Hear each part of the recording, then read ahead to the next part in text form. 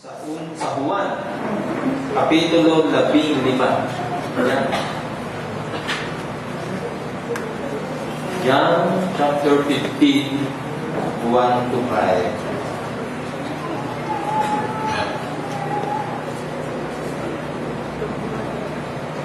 Ito pala ang kompletong detalye ng ating babasahin. Atin pong sabay-sabay na basahin ito. Ako ang tunay na puno ng ubas at ang aking ama ang tagapag-alaga. Inaalis niya ang bawat sangang hindi nagbubunga at kanya namang pinuputulan at nililinis ang bawat sangang nagbubunga upang magbunga pa ng lalo sagana. Nalinis na kayo sa pamamagitan ng salitang sinabi ko sa inyo. Manatili kayo sa akin at manatili din ako sa inyo. Hindi magbubunga ang sangang hindi nananatili sa puno. Gayon din naman, hindi kayo magbubunga kung hindi kayo mananatili sa akin. Ako nga ang puno ng ubas at kayo ang mga sanga. Ang nananatili sa akin at ako ay sa kanya, ang siyang magbubunga ng sagana. Sapagkat wala kayong magagawa kung kayo'y hiwalay sa akin. Salamat po sa pagkabasa ng kanyang salita. Salamat po sa Diyos at tayo po ay nasa buwan ng Marso. Ang ating pong tema ay ang Kristyanismo. Kung anong ibig sabihin nito. So, ang Christianity is not all about what we can do for Jesus. Hindi daw ang Kristyanismo may kinalaman sa ating magagawa o kung ano man ang pwede natin magawa. Bagamat meron ho tayong parte, pero hindi ho yun ang sentrong kahulugan ng Kristyanismo o Christianity. But what Jesus has done, has already done. Ngunit, ang ibig sabihin doon ng Kristyanismo ay kung ano ang nagawa ni Jesucristo para sa atin. Meron niyang tanong na, ano ang Kristyanismo kung wala si Kristo? Kasi pag italis niyo ang Christ doon sa Christianity, anity na ang maiiwan doon. Yanity. So, hindi ho walang kahulugan ang Kristyanismo. Ngayon, ang ating pong pag-uusapan sa umagang ito ay may kinalaman sa koneksyon. Ay nakakaintindi naman pag sinabi natin koneksyon. So, Christianity is vital connection. Ano po yung koneksyon na dapat mayroon tayo at ano po ang kahalagahan ito para sa atin. Tayo po ay manalangin. O dakila namin Diyos at Ama, salamat po sapagkat kayo po ang may hagdan ng Kristyanismo. Hindi po ito galing sa tao. Bagamat kung ang pangalan man o taguri ay tinawag namin Christianity, pero ito ay may kinalaman din sa lahat sa aming Panginoong Jesucristo. Kami po ay lubos nagpapasalamat dahil dumating siya ayon sa inyong takdang panahon, sa inyong perpektong panahon at biyaya upang ikatama sa amin ang lubos na pag-ibig. Kaya naman, nakakalapit kami ngayon sa iyo dahil sa Kanya, sa pamamagitan ng pananampalataya na loob ninyo sa amin, nakakatawag kami sa inyo ngayon ng Ama, aming Ama. Salamat sa pribileyo nito. Hindi ko ito tinataglay ng lahat. Kaya ngayong umaga, Panginoon, ay lubos na inikilala muli namin ang aming napakataas na antas na katayuan sa iyong harapan. At dahil doon, meron din naman kaming pananagutan na unawain kung ano ang gusto mong sabihin sa amin ngayong umaga. Kaya nausapin po ninyo kami, Panginoon, personal, espesyal na paraan ninyo, at nawa ay maintindihan namin ito at kami handang Panginoon. Ito po ang aming panalangin sa pangalan ng inyong anak na si Jesus. Amen. Maniwala kung tayo sa hindi, ay ang Fox News, ito ay isang ahensya ng network, television network sa Amerika, ang labas po ng isang panoorin. Ito po ay series, television series, ang pamagat po niya ay Lucifer. So si Lucifer, siya ay parang ipinotrade isang tao. Ayon po doon sa palabas, si Satanas daw naman ay hindi para talagang kasamaan. siya daw ay likable. Ibig sabihin, magugustuhan natin si Satanas. Si Satanas ay mabait. Parang ang nangyari ko daw sa istorya, si Satanas ay nagsawa na sa impyerno, nagkatawang tao, at ngayon ay sumama ko sa gawain daw ng mga pulis sa Los Angeles, LAPD, at tumutulong ko sa mga para mahuli ang mga kawatan. Kaya yun, sabi nila, hindi naman talaga napakasama ni Satanas. Ito ho ay inu-post ng ilan sa mga grupo sa Amerika, pero napapatuloy na ho ito. May ilang palabas na ito. So, ang akin kung masasabi, huwag na natin panuorin. Kumbaga, ginamit ko lang ang ilustrasyon nito para ipakita sa atin kung paano ang isip ng atakbo ng isip ng tao ngayon ay hindi na ho katulad ng dati. Isipin mo, sasabihin mo si Satanas ay mabuti din pala. Kailan mo naging mabuti si Satanas? Hindi kailanman siya magiging mabuti. Sabi nga actually, nakahanda na ho siya sa condemnation o sa parusa ng Diyos pagdating ng takdang panahon. Kaya, kung ano man ho ang hangarin ng taong makapunin sa diablo, eh, nasa tao ho yun. Pero dapat, tayo na nakakaintindi, alam mo natin kung ano ho ang ibig sabihin nito. Ang koneksyon ay may kinalaman sa paghahanap ng tao para sa kanyang mapakinabangan. Gusto natin makakunik. Dito mga ilang araw na kami ho ay tinatawagan ng mga politiko. Makailang dating na ho dito, pero hindi naman lahat dumadating mismo yung politiko. Kami ho ay pinakausap ng mga pastor dahil siguro humihingi, humihingi sila ng kumbaga ay tulong kung sakali na ating iboto ay di maganda dahil alam mo nila na ang mga iglesia dito sa Lipa, mga born-again churches ay mayroong kasamahan. Kaya ilan na ho, ang karaan ko ay dumating si Brother Eddie sa Max, Pastor. So, ngayon, siyempre, nagkakaroon mo ng kaisipan kami pagka ako yung nakikipag-usap sa itong pastor, sabi ko, meron, anong pakinabang ito? Pero tinitignan ko lang ngayon kasi iniisip ko dito sa ating pag-uusapan, yung koneksyon. Kung gusto mo ng koneksyon, hindi maganda. Kasi makakakunik ka sa mga taong mayroong posisyon sa likod. Ngayon, sabi ko dito, dahil sa koneksyon na ito, may napapabuti at mayroon din napapasama. Depende sa napapagkunikan mo, kung kanino ka nakakunik.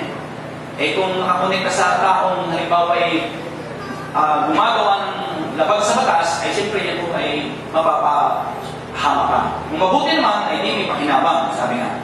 So, katulad din mo ng nais natin ipakita doon sa palabas na binanggit natin kanina, maaari palang magkaroon ng koneksyon sa diablo at ito ba'y may pakinabang?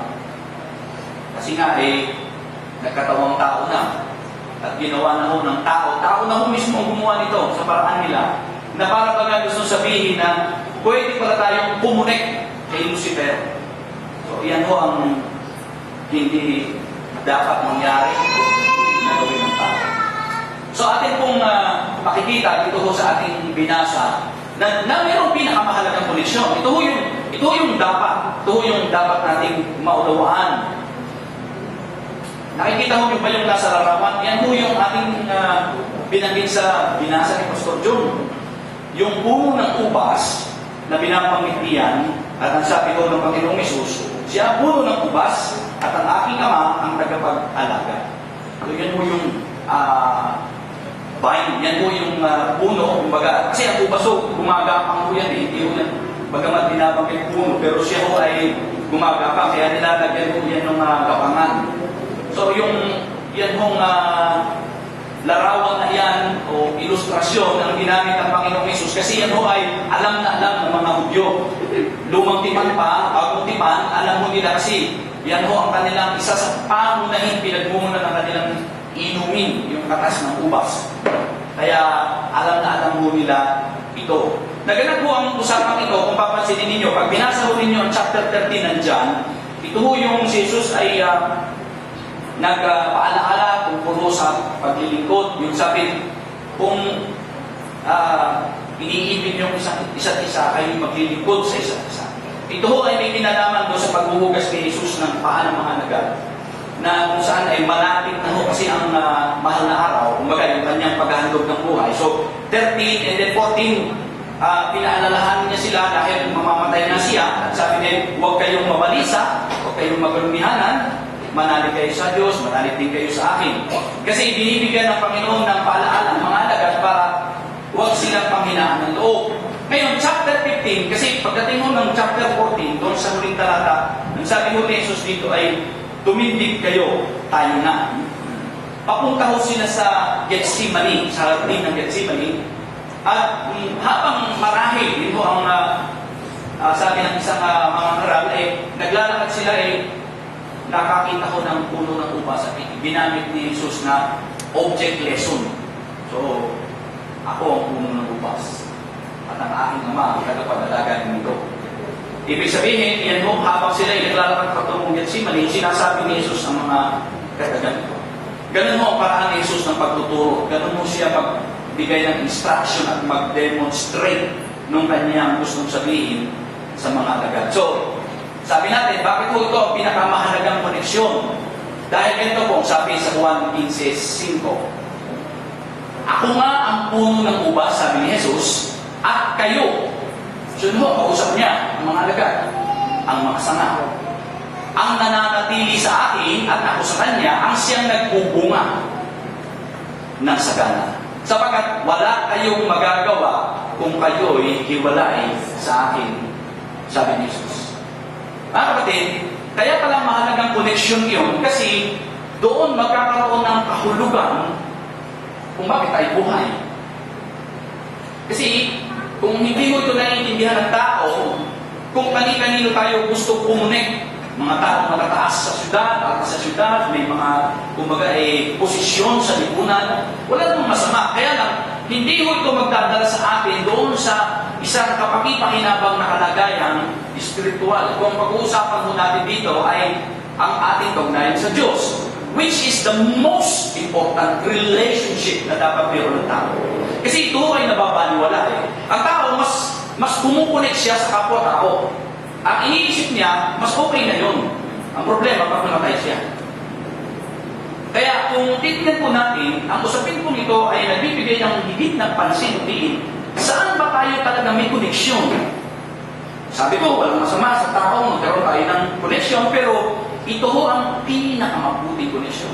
Ang koneksyon natin sa Diyos. Kasi yan ho, sinabi ni Jesus tungkol doon na nagbigay siya ng ilustrasyon. Tingnan mo ninyo ang kontradiksyon. Sabi ko sa Efeso 2:1-2, noong unay patay kayo. Bakit? Hindi, kausap naman niya yung buhay. Bakit sabi niya yung patay? Dahil wala silang koneksyon sa Diyos. Kaya sabi ko, ito ang pinakamahalagang koneksyon sa Diyos kasi nung wala silang koneksyon sa Diyos, sila'y patay. Ano po ang sabi doon? Dahil sa inyong mga pagsuway at mga kasalanan. Saan ba nabubuhay ang tao? Di ba sa kasalanan? Di ba sa pagsuway laban sa Diyos? At ang sinusunod daw doon ay ang kasamang takbo ng mundong ito. Napag-usapan lang muna natin noong nakaraan, mga kapatid, yung sanlibutan. Kung saan ang hilig o nahuhumaling ang tao sa sanlibutan. Sino mo ba ang nahuhumaling sa sanlibutan? Ito ang mga taong sumusuway sa Diyos. Wala silang buhay, pero sila mo ay spiritual. Pero sila mo ay buhay, physical. At ang sinusunod daw nila ay ang takbo ng masamang mundo ito. Napakilalim kayo sa prinsipe. Sino ho ito? Si Lucifer.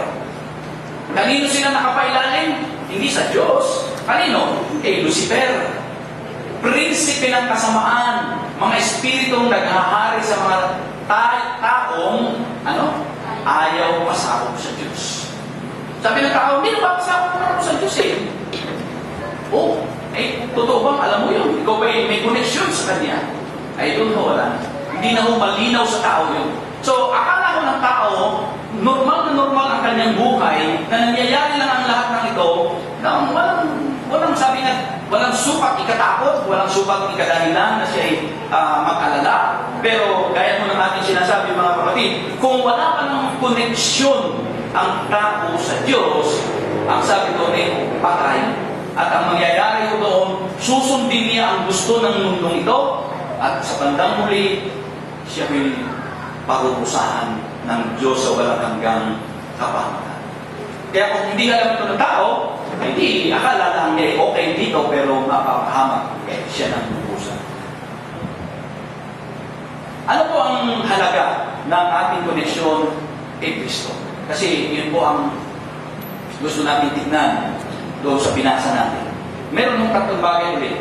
Laging tatlo yan para madaling tandaan.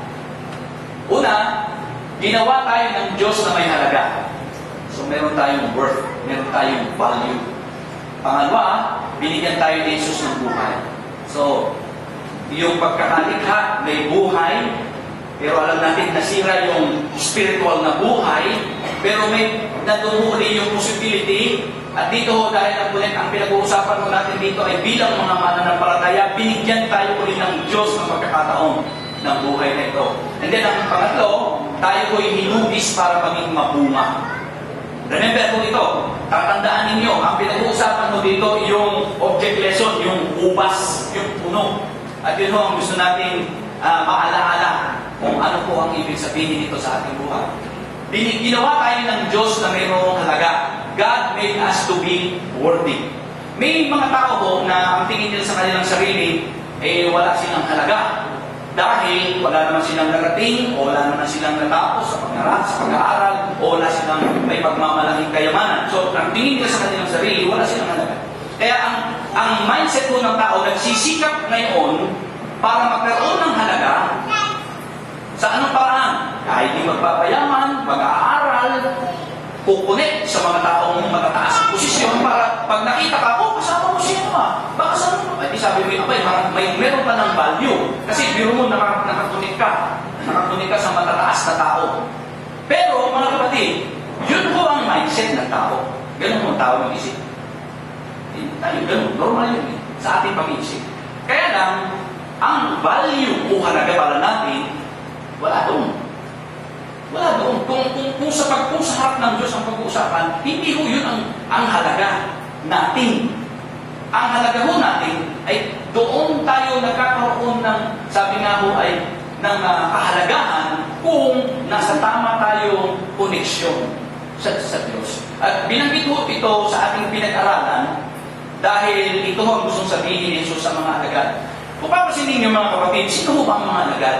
Hindi ho mga nakapag-aral yan.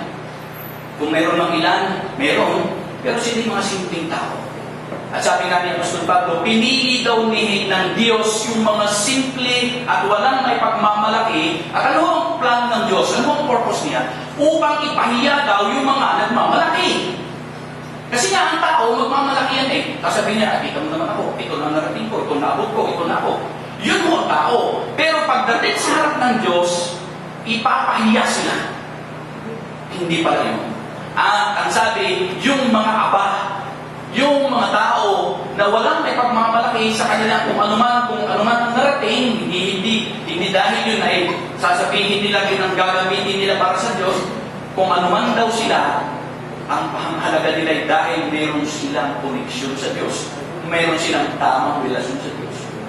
Na pinakita dito mga kapatid, ang sabi yun eh, ako ang puno ng ubas at ang aking ama ang tagapag-alaga.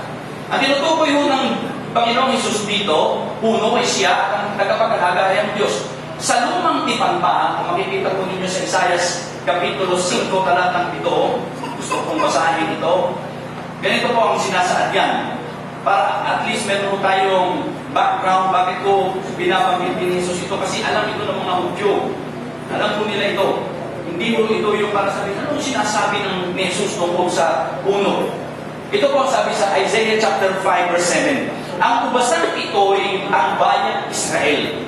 So ang tinutukoy po pa ng ubasan dito ay Israel dito sa Old Testament. At ang sabi ni Isaiah, at si Yahweh, ang Diyos naman ang siyang nagtanim.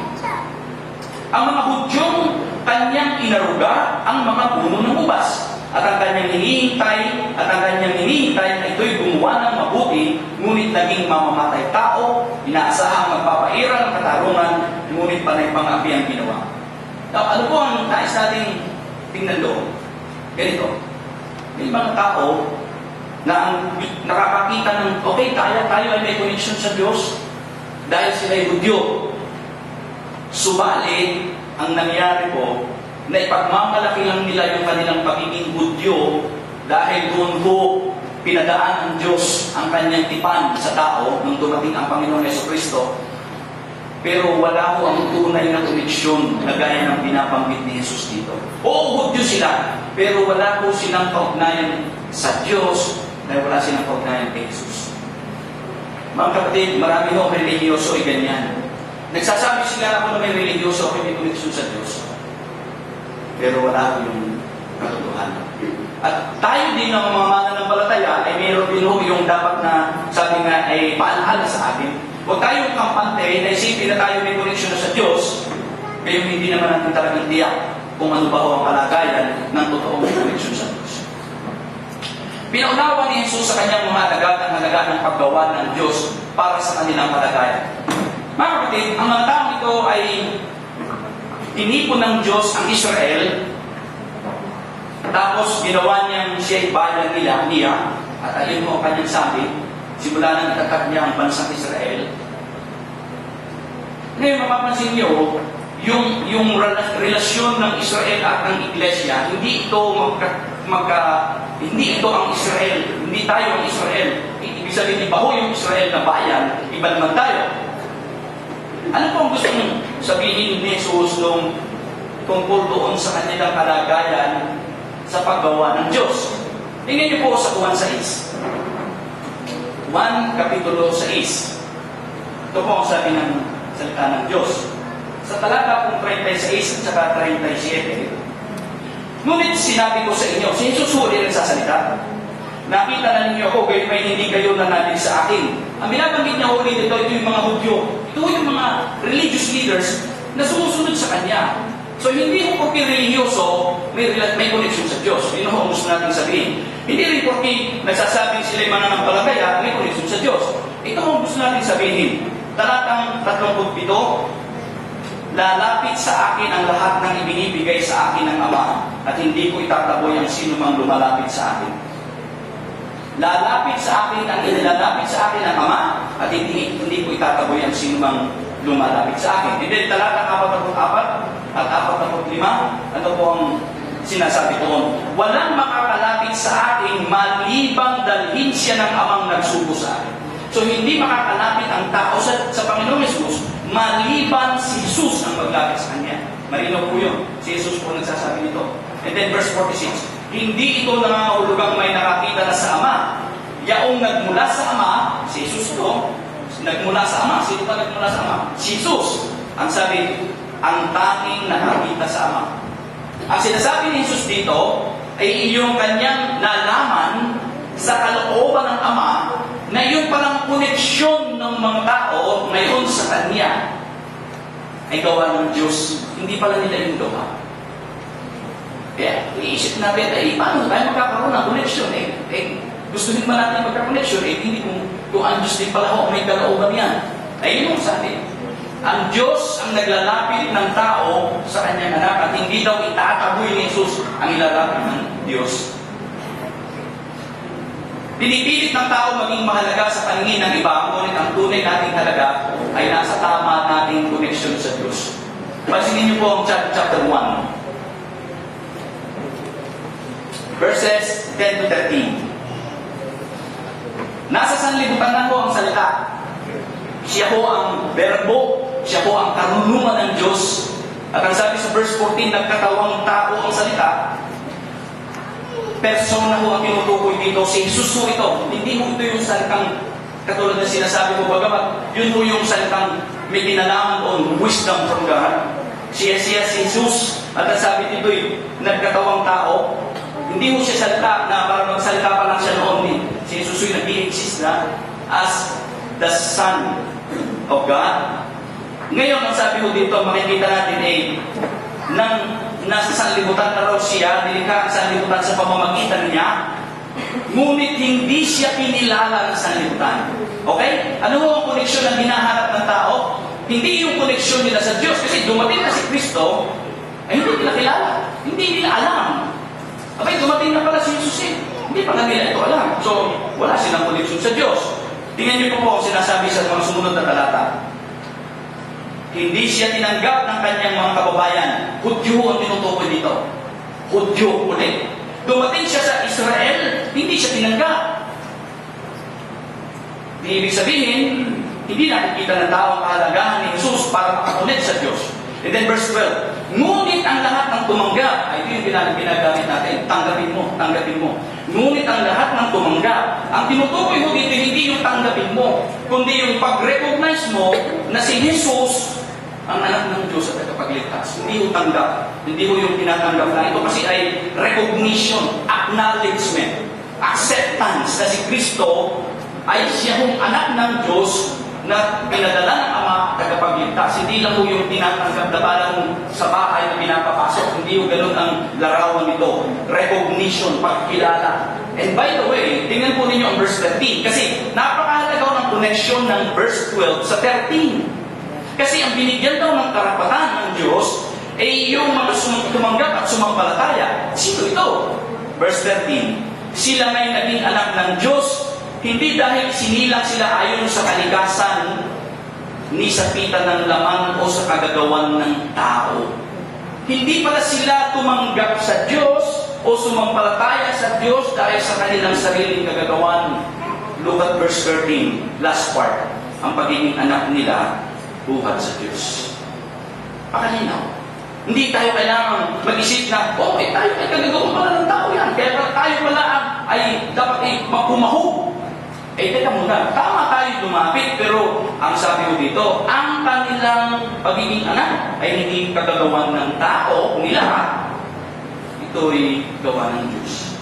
Kaya yung yung halaga, ito gusto kong bigyan ng diin sa atin dahil tayo ay naghahanap ng koneksyon, hindi masama. Pero isipin po natin ang pinakamahalagang koneksyon ay sa Diyos. At ang Diyos ang gumagawa nito para sa atin upang magkaroon mo tayo ng tunay na kahalagahan.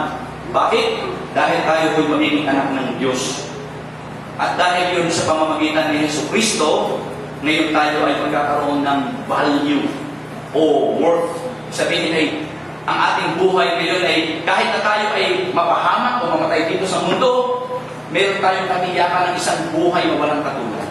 Samantala, ang ibang tao na naghahanap ng koneksyon sa kung kani-kanino, pag namatay mo yan, maaaring dito sa lupa, ang takas na ng lakbot sa koneksyon. Pag namatay mo yan, wala na ng koneksyon sa Diyos.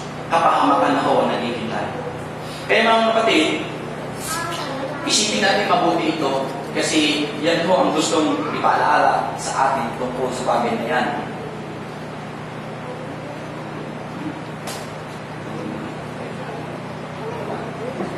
Ay, pakipress mo, Desa.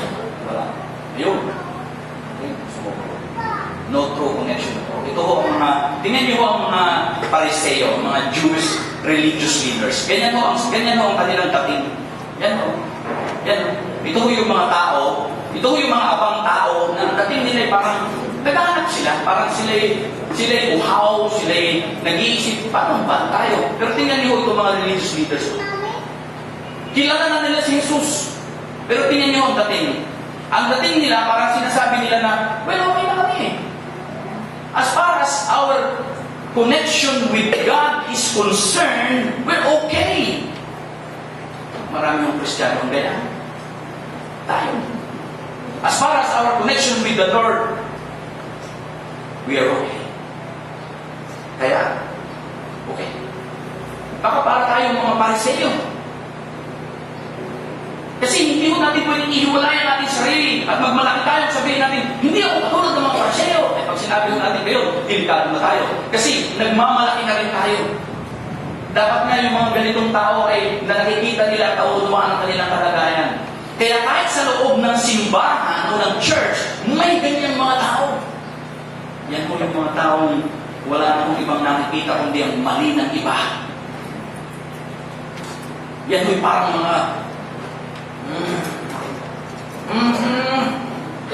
Nako. Yan ang mga tao sa loob ng simbahan na it seems that they are too religious. too connected with God, na para bagang sila na ang kanang kamay ng Diyos na nagsasabing, sige, ipagtuturo mo para bang yung bang makapili, pagtuturo mo ang mga girilya, pagtuturo mo ang mga palpak ng Kristiyano at mga pasawahan. Hindi ganun ang kalooban ng Diyos. Ang mga taong ito ay nagmamalaki. Meron silang righteous than thou attitude. Yung sabihin mo, mas magaling ako sa iyo kapatid, mas angat ako sa iyo. Yun huy kayabangan. At hindi ho yung paraan ng Diyos. Ang koneksyon natin sa Diyos ay katulad ng mga taong iyon. Naghahanap pa rin tayo. Uhaw tayo. At sinasabi natin, Lord, kailangan ka pa namin. Kami huy, kumbagay, uhaw at uhaw pa. Mga kapatid, tandaan po ninyo ito. Kung hindi malinaw sa atin ang ating koneksyon sa Diyos, at kung ano man po ang ating iniisip na koneksyon natin sa Kanya, na hiwalay sa Kanyang ipinagpaunawa sa atin, tayo po ay dapat maging tiyak sa mga bagay na ito. Dahil hindi mo uubra ang ating sariling alam diyan. Kahit pa po alam natin ang salita ng Diyos, dapat ito'y magdala sa atin at magbukas sa atin sa isang katotohanan, lalo tayong magpapabira pa at magpapakumbaba sa harapan niya, hindi para mag-angat ng sarili at maging mayaman. Ito, pangalawa, Jesus gives us nourishment to live. Sabi mo doon sa ating pinag-aaral sa chapter 15, ako ang tunay na puno ng ubas at ang aking ama ng tagapag-alaga, pinuputol ng aking ama ang bawat sangang hindi namumunga. Sa kanya namang, at kanya namang pinuputulan at nililinis ang bawat sangang namumunga upang lalong dumami ang bunga. So ito ang trabaho ng Diyos sa pag-aalaga ng ubasan. At ang tinutukoy ni Jesus dito ay itong mga mananampalataya. Nalinis na kayo, sabi ng Panginoon, sa pamamagitan ng aking salita. Tiniyak ni Jesus ang kanilang kaugnayan sa Kanya. That's good. Yun po ang una. Tingnan niyo po sabi sa verse 3, nilinis na kayo. Past tense. Ano ho naging kinalaman ng paglilit ng salita na sinasabi ni Jesus? Yun ho yung narinig nila tungkol sa mabuting balita tungkol kay Jesus. Si Jesus mismo. Siya yung kabuuan noon, yung kahulugan noon. Na nung marinig ko ito ng mga mananampalataya, sila yung nagpakumbaba at sumampalataya sa Kanya. Ang salita ho ng Diyos ay narinig ng mga tao ngayon. Pero bakit hindi sila nakikinig? Bakit kaya parang dead ma sila sa Word of God? Bakit ho kaya? Ang dami na ho natin na ibibigay ng Bible, ang dami na hong kapapangaral. Eh dahil na ho sa ganito, hindi ho yan paraan ng tao, paraan ho ng Diyos. Tayo ho ay tagapagdala. Sabi ni Apostol Pablo, may pananagutan tayong magdala ng Ebanghelyo, ang kapangyarihan ng Diyos ay kaliligtas. Yun po ang ibig sabihin dito ng Panginoong Jesucristo, na kayo nilinis ng Kanyang salita, na ang kapangyarihan ng Diyos sa ikaliligtas. Ganap kayo dahil kayo'y sumampalataya sa Kanya. Kaya tayo na sumampalataya ay nilinis na. Ay nalinis na. Di ba? Sabi ho natin sa ating mga nagdaang pag-aaral, pinapaging banal na. Tayo'y banal na. Tayo mo ay pinawalang sala na. Ang connection natin sa Diyos ay nandun na mo yung tinatawag nating sa positionally ay maayos sapagkat tayo mo'y tinanggap niya dahil sa ating pananampalataya kay Kristo. Yun ang gusto sabihin mo doon ng pagtiyak sa kanilang kaugnayan. Tingnan niyo po ang verse 16 ng kabanatang 15. Hindi kayo ang pumili sa akin. Uli, hindi tao. Hindi tao ang nagdidesisyon. Bagamat may desisyon ka, pero hindi ikaw ang magdidesisyon sa sarili mo, kundi yan ay desisyon na ibibigay sa iyo ng Diyos. Kaya di pwedeng bilitin ng tao. Yan ay gawa ng Diyos kanyang buhay. Hindi kayo pumili sa akin, ako ang pumili sa inyo. Yung 12, hindi mo sila ang nagkumahog na humabot kay Jesus. Ngunit nung tinawag ko sila ni Jesus, sumunod sila. Ang tao na tinatawag, susunod po yan. Yan mo'y hindi magre-resist. Ang tao ho na kinikilos ng Diyos, susunod ho yan. Yan mo'y tutubong. Hindi ho yan sasaluma ko. Hindi yan magsasabing ayaw ko. Kasi ang tao na kinikilos ng Diyos ay magkakaroon ho ng buhay, spiritually, at magkakaroon ho siya ng pagnanais na lumapit sa Diyos. Kaya yun po ang ibig sabihin noon. Sinabi ni Jesus na hindi mamumunga ang walang buhay. Siyempre, tingnan niyo ba?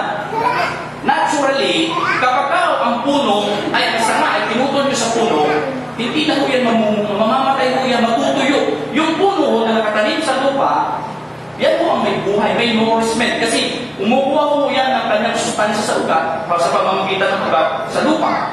So ang picture na gusto ipakita ni Jesus, kung kayo'y hiwalay sa akin, ano ang ibig sabihin nun? Patay kayo. Wala kayong koneksyon. Hindi kayo mamumunga. Yan ang sabi sa verse 4. So, saan mo kumukuha ng buhay ang sanga? Sa puno. Sino ang sanga? Ang mga alagad. So, ano ang sabi ni Jesus? Mananatili kayo sa akin. Kasi pag inihiwalay ninyo yung sarili sa akin, hindi kayo mamumunga. Nakita ko niyo yung larawan, yung magandang paglalarawan ni Jesus na unawang-unawa ng mga Hudyo, ng mga alagad niya. So, ang kaugnayan mo ng mga alagad ni Jesus ay napakahalaga kasi yun ho ang dahilan para sila ay magkaroon ng bunga. Kasi ang nourishment nanggagaling kay Jesus, hindi mo sa kanila, nanggagaling kay Jesus. Yung sustansya ng buhay na kailangan ng mga alagad. Sinabi ni Jesus na wala kayong magagawa kung kayo'y hiwalay sa akin. Kaya, mga kapatid, kung iisipin po ninyo, kung ito ho'y may kinalaman sa relasyon natin sa Diyos, ganito, iuugnay na natin ito. Magagawa natin ang gusto natin, pero wala yung halaga para kay Jesus. Hindi ibig sabihin ni Jesus na wala na kung magagawa ang tao. Ay katami pa naman ng taong wala kay Jesus, kaya daming nagagawa. Kita niyo po ang mga politiko ngayon. Nagawa po natin ito. Dati po'y walang ilog diyan, nagpagawa ho ako ng ilog. At ngayon po'y pinagawa ko pala ng tulay. Biro ninyo yun, dati walang ilog, nagpagawa ng ilog.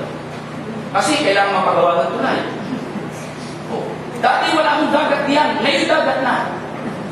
Biro ninyo yun, ibig sabihin, may nagagawa sila. Pwede ba nilang sabihin, wala sila nagawa? Kaya lang mga kapatid, ang tinutukoy ko dito ni Jesus, hindi ko yung dagang gawa. Ito ko'y may kinalaman sa kaugnayan nila sa Diyos. Kung sila ba'y nanonoris ng buhay na meron sa Panginoong Jesus papunta sa kanila. Kasi kung wala yun, ano ang sabi ni Jesus? Ang sangang hindi nakaugnay sa puno ay hindi mamumunga. Wala hong value yung kanilang ginagawa. Ibig kong sabihin yan, hindi sila nag-iipon ng kayamanan sa langit. Yun lang po yun. Mga kapatid, ang ating ginagawa para sa Panginoon ay pag-iipon ng kayamanan natin sa langit. Kung hindi uli, baka sabihin nyo, nauulit ko ito, pero yung investment sa lupa is good, not bad. Pero hindi po yun ang pinaka-main, sabi nga, trust, yung pagbagang, hindi ito yung main na purpose natin, na dito tayo nag-iipon, kundi ang ating dapat pag-iipon dito ay kumunit o magtulak, mag-motivate sa atin upang mag-ipon ng kayamanan sa langit. Kung nag-iipon tayo dito, which is good, not bad. Pero ang iniipon natin dito ay dapat makatulong at makamotivate sa atin mag-ipon ng kayamanang spiritual. Yun ang tinutukoy dito na hindi kayo mamumunga. Kung hiwalay kayo sa akin, kung ginagawa lang mo ninyo ito out of your own purpose, out of your own selfish ambition. Di ba? Maraming kayong tao. Kaya hindi ko nila lahat. Ayaw kong gumagawa. I'm not judgmental against our politicians. Hindi ko. Pero, kapatid, nakakalungkot kasi pangako, pangako lang muna pangako.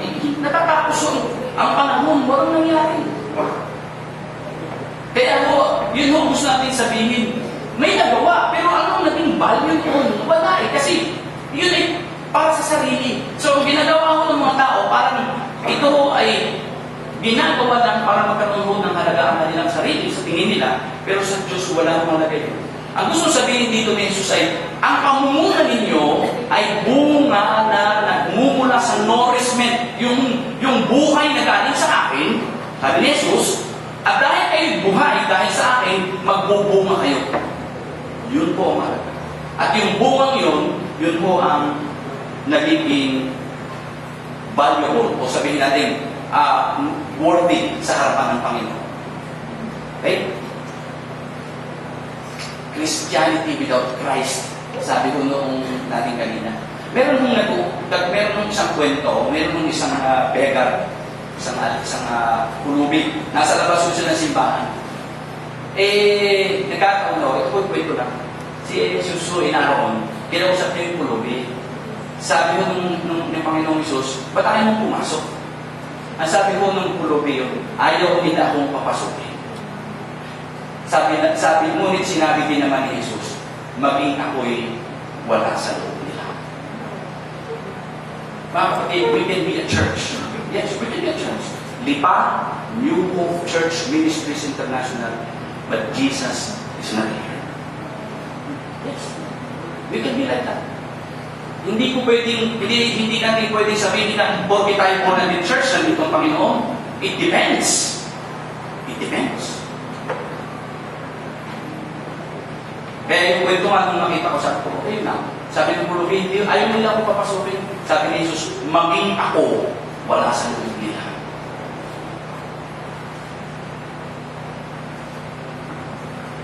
Purely religious rituals.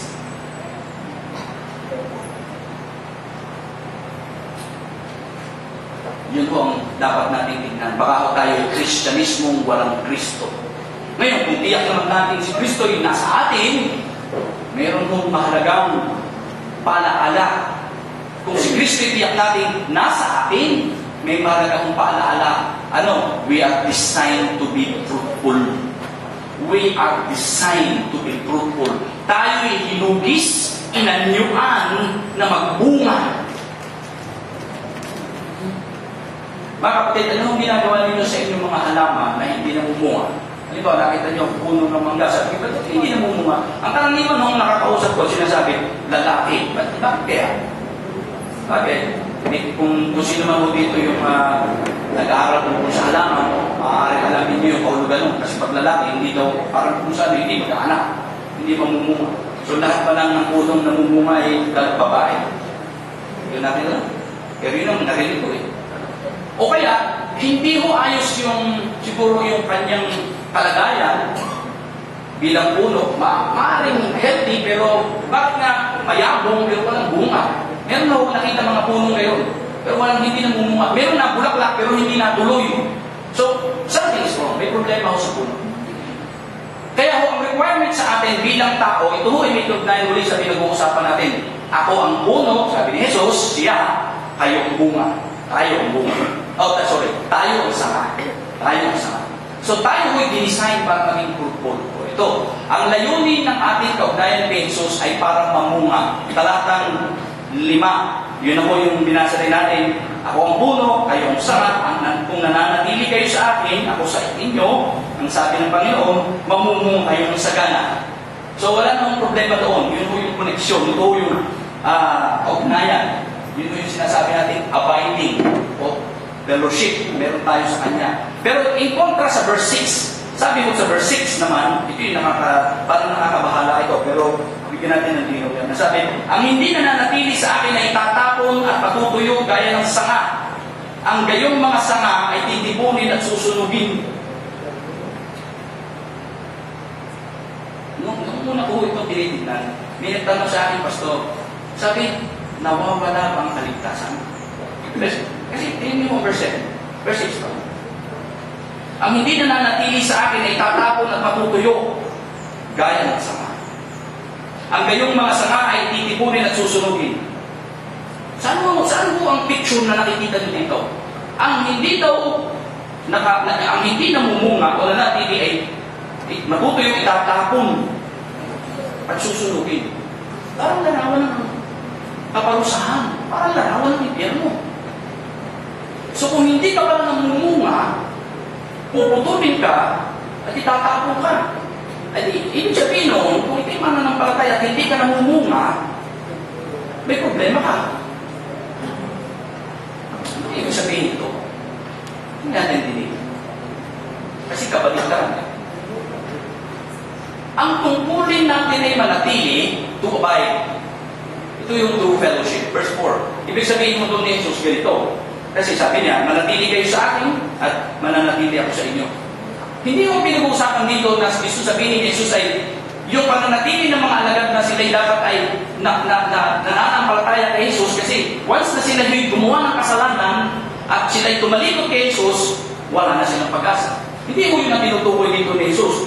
Ang may kinalaman mo ito ay yung fellowship. Ito yung pakikipag-ugnay na meron tayo sa Kanya. Dahil ang pinag-uusapan mo dito na gusto sabihin ni Jesus, kung sila ko ay naglalakad patungong Gethsemane ay yung inyong uri ng buhay na nagre-reflect. Sabi natin kanina yung nourishment. Kung kayo'y sa akin, ilagay mo natin sa positive ganito. Kung kayo'y sa akin, mananatili kayo at magbubunga kayo. Pero kung in the first place, hindi kayo akin, hindi kayo mamumunga. See? Ang tanong, namumunga na tayo? Sabi ng bay, bukod pa, pastor. Ha? Bukod pa. Ay sige, dihintayin natin mahinom. Baka yung mausupan, umaulan, hindi sa panahon, lagas yan. Di ba sabi? Anyway, so hindi ho ito may kinalaman sa nawawala ang kaligtasan ng mga kapatid. Hindi ho tayo pinakakapit ni Jesus sa Kanya na manatili at pagbitaw natin ay tayo wala na sa pananampalataya. Hindi, ang gusto niyang sabihin dito ay ito ay may kaugnayan sa ating fellowship. Ibig sabihin, yung pagpatuloy na pagkilala kung sino si Kristo sa ating buhay, tapos saan tayo lumalakad at namumuhay para sa Kanya.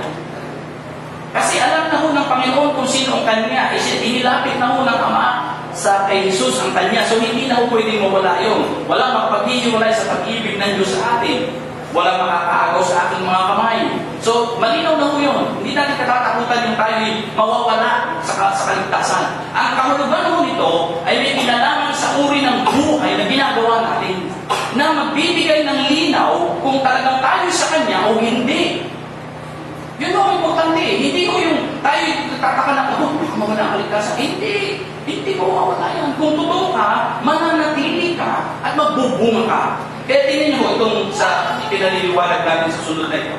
Kung matatag ang ating kaugnayan, fellowship, at nabubuhay tayo para kay Jesus, hindi problema ang pamumunga. Siya ang magpapabunga sa atin sa karangalan ng Diyos. Mga kapatid, ang sanga ba, nagsasabi sa puno, gusto kong mamunga. Mamumunga ako. Pwede ba sabihin ng sanga yun? Sisip nyo lang. Hindi yung itong daw yung sisip na, Pastor, nagsasalita ako ba ang sanga? Maglulubang pa ko tayo, baka mauwi pa tayo sa punong usa, baka sabihin para tayo may problema sa isip. Hindi, gusto kong sabihin ay, kung sa larawan, sasabihin ba ng sanga sa puno, gusto kong mamunga. Automatic na nakapit ka sa puno, bubunga ka. Dahil ang puno ang nagnonoris sa sanga para magbunga. Tama po ba? Malinaw. Ano ang gusto sabihin ni Jesus? Ang pananatili ninyo sa akin, sa inyong fellowship, sa inyong paglakad na kinikilala ninyo akong Panginoon na tagapagligtas, yung pagiging master ko sa inyong buhay, sa inyong lifestyle, sa inyong pinagagawa, sa inyong patuloy na pagdidevote ng inyong oras, panahon sa akin, paglakad na katulad ni Kristo, hindi problema ang mamunga. Mamumunga ang tiyak. Bakit? Kasi kung nakakunik ka kay Kristo, ang gagawin mo ay ikaw ang ilapit mo ang iyong sarili sa Kanya in a way na payayabungin, pauunlarin, palalaguin ang iyong fellowship sa Kanya. Hindi mo yan automatic, mga kapatid. Ang daming Kristiyano hindi na nagbabasa ng Bible, hindi nagpipray. Paano kang lalago? Paano ka mag-i-expect na mamumunga ka ng sagana? Sabi ko, hindi. Sabi niya din, ako naman na kay Kristo Oo nga, hindi ka hiwalay. Pero anong ginagawa mo? It seems that you're trying to disconnect independent life from God. See? Di ba parang yung mayroong Kristiyano, pinag-usapan noon natin yung namumuhay, nahuhumaling sa sanlibutan. Kristiyano na, totoong Kristiyano, pero nahuhumaling sa sanlibutan kasi ang binibigyan niya ng pansin sa kanyang buhay, yung desire of the flesh instead na Spirit Santo. See? Yun ang gusto sabihin ni Jesus. Huwag nang problemahin ang pamumunga. Mamumunga kayo. hindi lang basta bunga, sagana. Ang inyong isipin ay, am I truly doing the desire of my Lord and Savior Jesus Christ for having an intimate fellowship with Him? Yun mo yun. Kasi minsan talagang tinatabangan tayo. Tinatabangan ako man. Minsan dumadating mo ang oras sa buhay ko, parang, magbasa talaga ng Bible. Yes. Aminin natin yun. Huwag niyo sabihin sa amin na, hindi, pasok, araw-araw ko yung basa. Ay, okay. Para kayo. Okay, sa inyo. Pasok, araw-araw, parang kami. Gawin ako sa kanan namin. Okay, bahala ka. Huwag lang gusto ko sabihin. Pero dumadating ko talaga sa buhay ko minsan ay parang hindi ko gusto magbuklat ng Biblia. Parang ako hindi nakamating manalangin. Pero tingnan po ninyo, ang budyog ng Espiritu Santo, even kahit nag-worship tayo dito, kanina, kahit nag-worship tayo, yung budyog ng Espiritu Santo, yung parang kumakanta ka, may nangungusap sa iyo through the songs, through the truth in the songs, sinasabi mo, Lord, gawin niyo ito sa akin. Sana ganito. That's the desire of the true believers. Hindi believer yung walang desire sa Diyos, walang desire lumago, walang desire mamuhay para sa Panginoon. Pag ikaw ay matitiyak mo yan, ako ikaw ay nagagad, sabi mo, Lord, ito gusto kong buhay. Mga kapatid, huwag niyong problemahin ang pamumunga. Tiyak kayong mamumunga. Basta bantayan natin ang ating relationship sa Panginoon, sa ating kaugnayan sa Kanya, huwag natin pabayaan ang lamig. Kasi pag dumating sa point na tayo nalalamig, mga kapatid, tandaan niyo yan, talagang hindi tayo mamumunga. How can we expect ang isang believer na namumunga and much more ng sagana kung hindi na siya nagbabasa ng Bible, hindi na siya nananalangin, hindi na siya nag-a-attend ng church, pabanting-banting siya as believer? How can we expect na mamumunga pa tayo at hahangaan pa tayo ng mga tao sasabihin, ay talagang ang lalim ng relasyon mo sa Diyos? Walang magsasabi sa atin ng ganun. Ang galing na gusto sa buhay mo? Wala. Kasi, paano? Ay di, talibaso sa sinasabi ni Jesus. Para tuloy lalabas si Jesus ay sinungaling. Sasabihin patuloy natin si Jesus ay sinungaling. Kasi ako relax na relax. Hindi ako nananalangin, hindi ako nagbabasa ng Bible, hindi ako nag-church. Pero, lagi ako pinagpapala ni Jesus. Lagi ako mabuti. Wala akong sakit. Lagi ako mapera. Abang teka. Nagsisinungaling si Jesus. Kung gano'n. Hindi ko pwedeng mangyari, mga kapatid. Hindi tayo pwede. Lulukuhin lang muna natin ang ating sarili pag tayo kayo. Tandaan niyo yan. Sarili lang muna natin ang lulukuhin natin. Natutuwa ko sa isang kapatid, nag-email ko siya sa akin. Kamakailan lang. Nasa ibang bansa ko siya. Sabi niya sa akin, Pastor, gusto kong umawit sa praise and worship. Sabi niya, pag uwi ko ng Pastor, at ako gusto kong mag-involve. Inaalam niya yung details. Sabi ko siya, okay. Sabi ko nga, I'm so glad to hear you saying that. Alam niyo kung bakit? Ganito ang nakita ko doon, mga kapatid.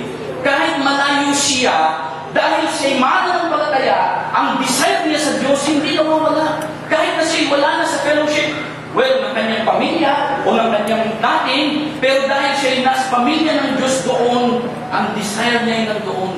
Ako yung tutuwa kasi sabi niya, so pagbalik ko yan, gusto kong kasi sabi niya, I am involved in the praise and worship ministry here. See? That's the truth. That's the truth. Pwede ba kalsin yun? Hindi. Kasi may connection siya sa Diyos.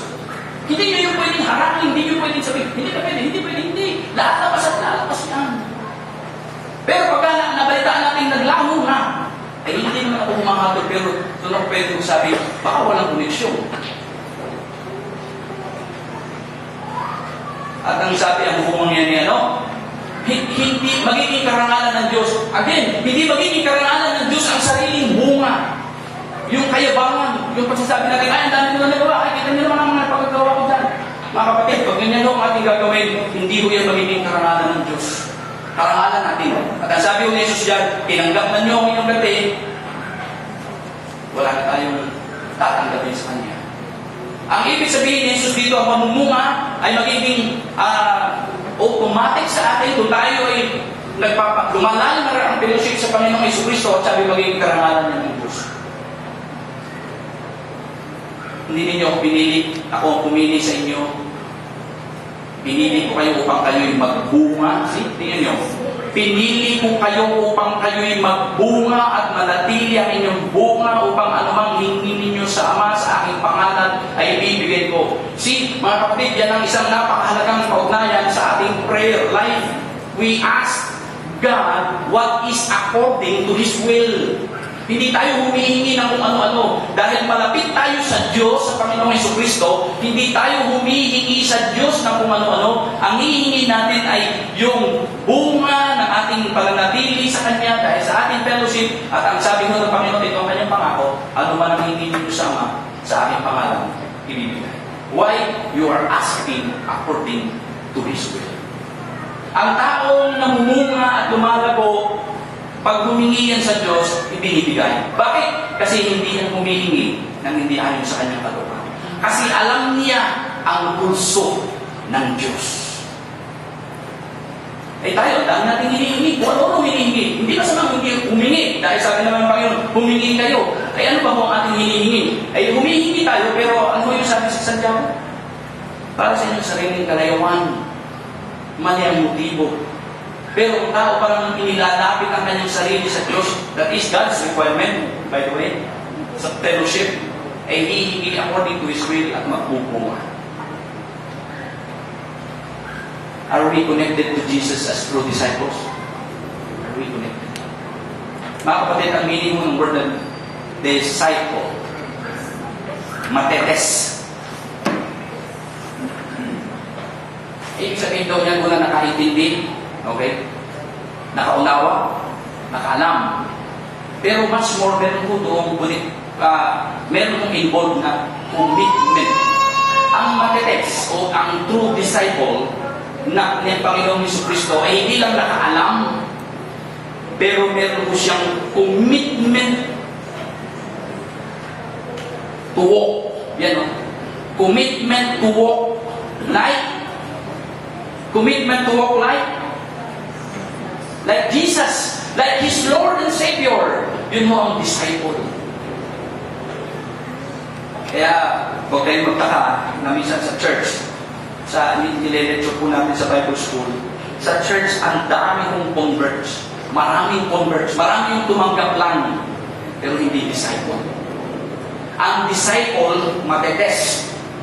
Ibig sabihin mo yan, siya'y committed sa Panginoon at lumalakad ayon sa kalooban ng Panginoon. Nananatili. At ano ang effect? Nagbubunga yan. Kaya kung kayo po yung binabato na, magbunga kayo. Congratulations. Bawat binabato na kayo, bato na! Sabi, bakit? Magbunga na. Hindi na nila gusto ang ginagawa ninyo kasi mabunga na kayo sa Panginoon.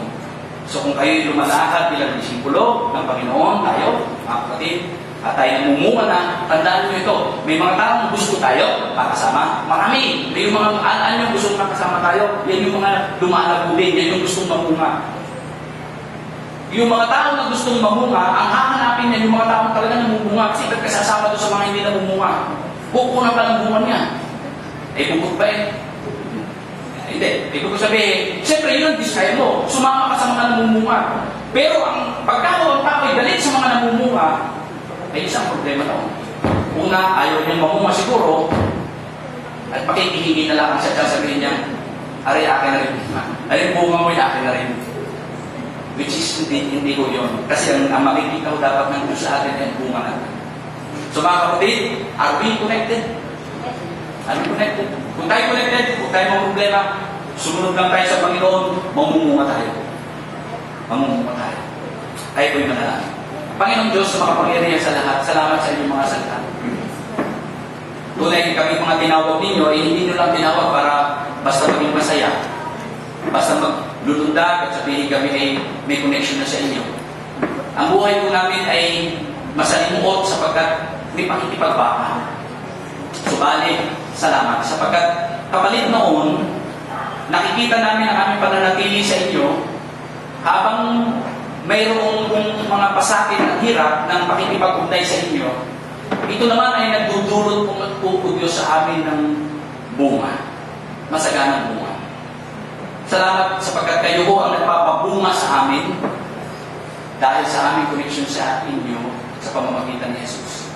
O salamat sapagkat hindi nyo kami iniwanan mga ulila o pinabayaan man sa aming sariling pagsisikap na mamunga na lang sa ganang amin. Lord, alam niyo ang aming mga puso ngayon. We desire to bear fruit, much fruit. At alam po namin na ang bungang ito ay sa lahat ng aspeto ng aming buhay, nakaukol ito. Kaya I pray now with my brothers and sisters this morning, Lord. Help us to understand your word and let us see the fruit na ipinagkakaloob ninyo sa bawat isa sa amin. At aming magre-rejoice kami at kami po ay magkakaroon ng tinatawag na pagpapahalaga at paglago dahil nakikita namin ang inyong pagdilo sa buhay ng bawat isa. Lord, tulungan niyo rin kami na arugain o alalahanin naman iba. Maaaring nag-i-struggle. Gusto rin nilang mamunga, pero may struggle. This is the time na pwede kaming kumonek sa kanila through discipleship. Help this church, Lord, to have a much deeper understanding about true discipleship. Yun po ang aming desire. Upang sa gayon, hindi namin, wala kaming iiwan, sabi nga. Magkakasama kami maglalakbay habang kami nandito pa sa Lipa, sa New Hope, ginagamit ninyo, at masabi namin, as magkakasama kaming lalago, lalalim ang relasyon sa inyo at magbubunga. At dahil doon, mapaparanalan ka namin.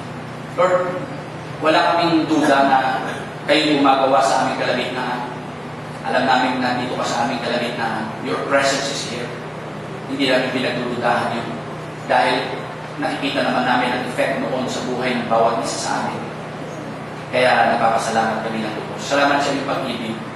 Salamat sa hindi niyo pag-iwan at pagpapabaya sa amin. Ang lahat po ng ito ay aming dalangin sa inyo, Ama, sa pangalan ng inyong anak na si Jesus. Amen.